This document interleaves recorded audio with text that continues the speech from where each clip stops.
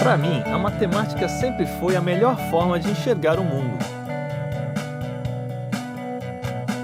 Eu sempre vi matemática em tudo, mas só ver não era suficiente. Eu precisava convencer meus alunos que não paravam de me perguntar para que serve a matemática. Então, eu senti o dever de mostrar como a matemática está em toda parte no dia a dia. Matemática em toda parte 2.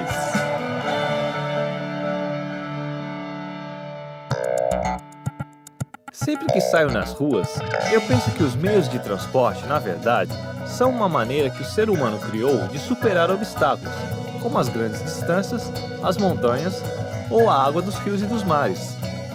De todas as formas que foram criadas para superar esses obstáculos, uma das mais antigas é a ponte, que existe desde que a primeira pessoa começou a pensar em como atravessar um rio sem se molhar.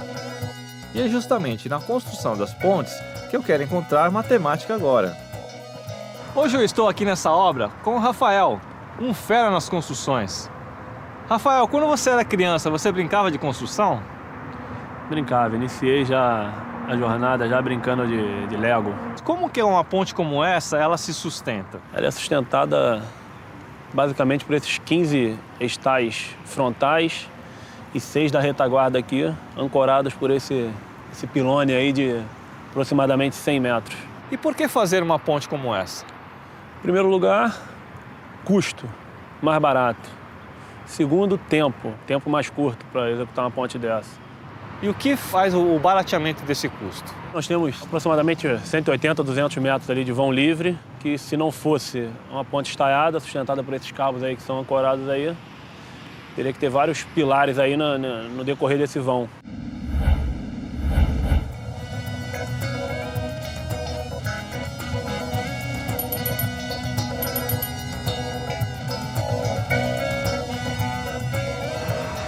Quando eu amarro essa corda em 2 pontos, a ação da gravidade desenha uma curva que a gente chama de catenária. Por causa do seu formato, muitas vezes a catenária é confundida com outra curva chamada parábola. Na verdade, durante muitos séculos, os matemáticos acreditavam que as duas eram a mesma coisa, mas a parábola possui propriedades diferentes da catenária.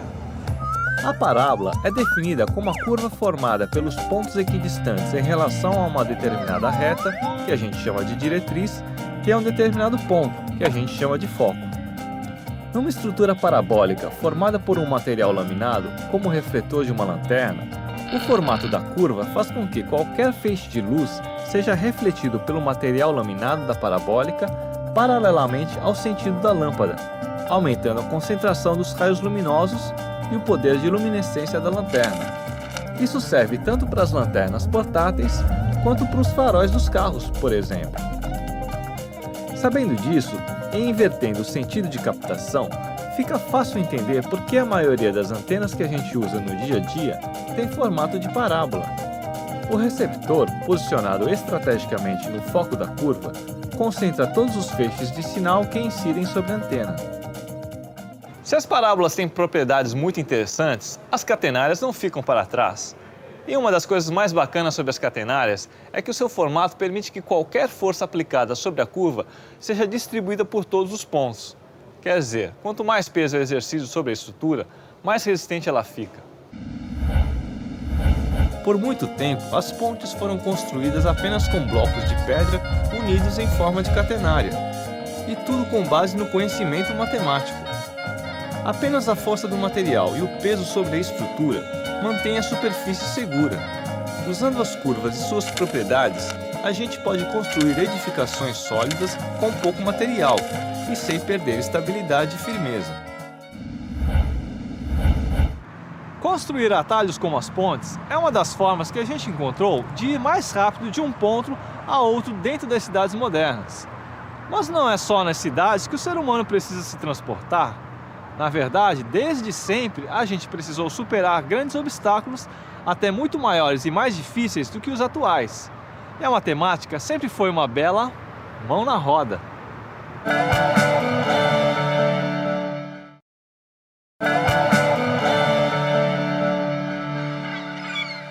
Quando eu penso na história dos transportes como a história dos seres humanos superando obstáculos, eu penso logo em um dos maiores que o homem precisou superar, que é o oceano.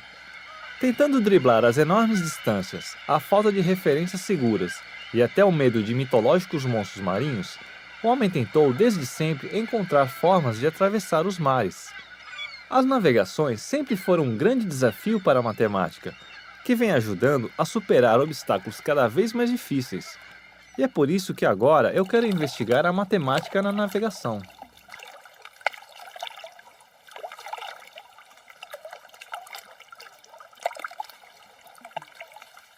Hoje eu vou conversar com o Jorge, um cara que não tem medo do mar. Jorge, alguma vez na sua vida você ouviu o canto das sereias? Não, nunca ouvi o canto das sereias. Acredito que isso seja só uma mitologia realmente. É verdade que é possível navegar para qualquer direção, independente da direção do vento? O posicionamento da vela e do leme te permitem uma resultante onde você vai para qualquer lugar, independente da direção do vento. Se eu te colocasse no meio do oceano, sem terra à vista e sem nenhum instrumento, como você volta para casa? Nós aprendemos desde criancinha que o sol nasce no leste. Então, sempre se aprende na escola que a gente coloca a mão direita para o leste e à frente nós temos o norte, nas costas o sul e no braço esquerdo o oeste. Quais os instrumentos básicos para a navegação? Bem, o instrumento básico para uma navegação é uma bússola e a carta náutica, que é o mapa da região onde você está navegando.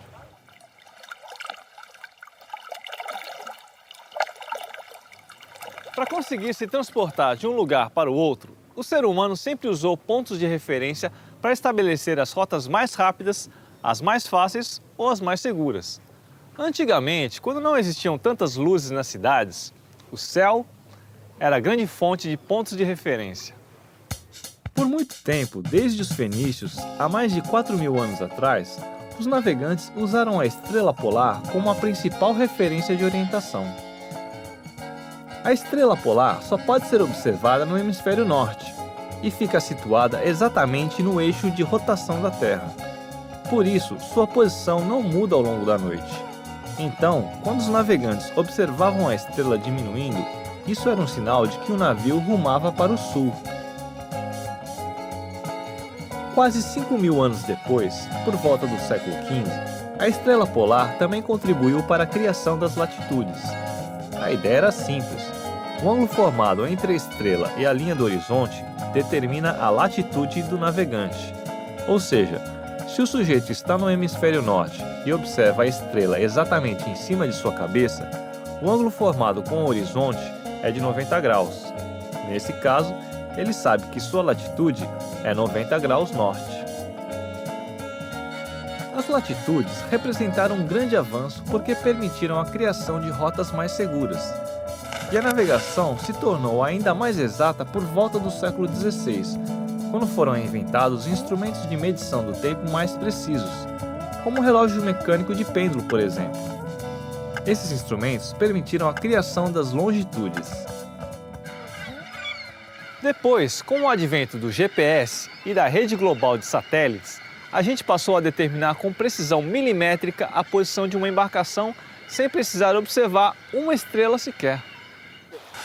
O GPS, ou Sistema de Posicionamento Global, surgiu no final da última década do século XX e logo se transformou em uma das maiores revoluções da história dos meios de transporte.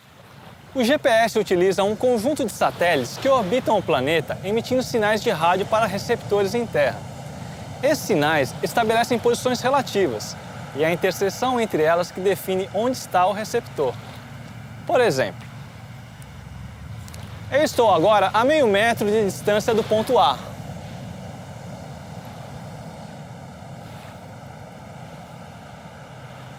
Ao mesmo tempo, eu estou a meio metro de distância do ponto B.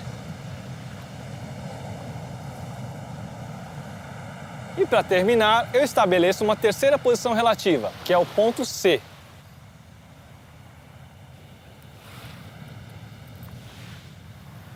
Agora a gente já pode perceber um ponto de interseção entre as três posições relativas. Esse ponto é o posicionamento do receptor.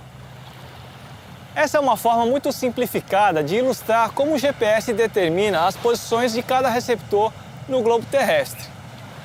É claro que com tantos satélites de alta tecnologia estabelecendo essas posições relativas simultaneamente, o GPS faz isso de maneira muito mais rápida e eficiente do que eu com minha anteninha. Mas o importante é que, através desses procedimentos, o GPS permite que praticamente todos os cantos do planeta sejam rapidamente localizados pelo ser humano. E é por isso que a gente diz que o GPS foi uma grande mão na roda para as navegações, mesmo sabendo que os navios não têm rodas.